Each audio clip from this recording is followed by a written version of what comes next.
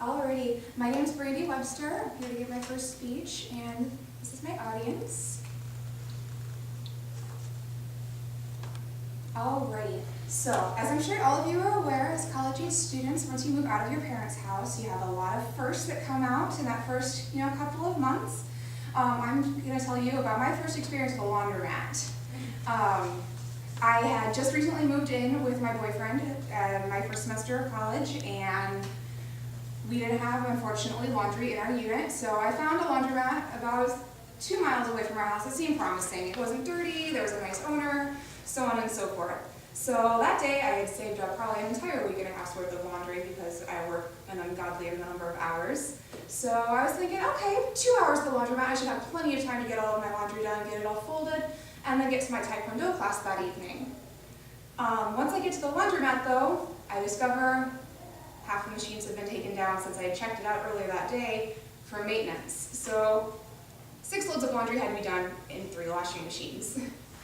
To go on further, after that, only one of the dryers was working. So here I am an hour later thinking, okay, I can do this, I can do this, I can do this. Get all of my laundry done and then get it back out into my car. I try to get my car going, it doesn't start. And I'm stranded here at the laundromat. My boyfriend had already gone to the afternoon class for Taekwondo and was going to join me again for that evening class. That's 10 miles away. I try talking to the owner of the laundromat. He's telling me that I have to go move my car. He's saying that I'm not allowed to leave it there, because that was my original request. Hey, can I leave my car here, maybe just overnight, until I can get everything situated? He's like, no, if it's here when I lock the doors, I'm going to call and have it towed. My first experience at a laundromat, I'm like, oh my goodness, are they all this cruel? So I run to the Lindale Mall, 10 miles away. I make it there 15 minutes after my Taekwondo class has started. My Taekwondo instructor looks at me as I come through the door, automatically is irate, because I'm not in my dobok, I'm not doing any of the proper decorum for when you enter a dojang. And then my boyfriend looks at me, also clearly irate, because 1, I'm late, that's something neither of us condone. And 2, I just interrupted the class, and now the Taekwondo instructor is looking at him now as well. I apologize, I'm in tears at this point. I was like, I can't start my car, it's at the laundromat, I need help, or we're gonna have to pay for a tow.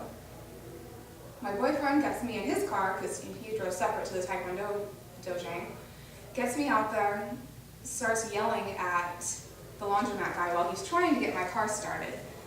And then he gets in my car, because he's got the hood up, he doesn't see anything wrong with the engine, the starter, the alternator, any of it. Gets in my car and looks down at the gear shift. The only reason that my car did not start is because I did not have it in park. It was in neutral. So he pushes it into neutral and turns my car right on. Thankfully, my boyfriend has a wonderful sense of humor. He went from absolutely irate and just starts dying laughing. At which point, I start bawling even harder because I could have gone to Taekwondo. My Taekwondo instructor's mad at both of us. My boyfriend just missed Taekwondo. And I made a bloody fool of myself. But all in all, for a first, I learned, 1, don't go to that laundromat anymore, and 2, any future apartments, they're going to have laundry in the unit.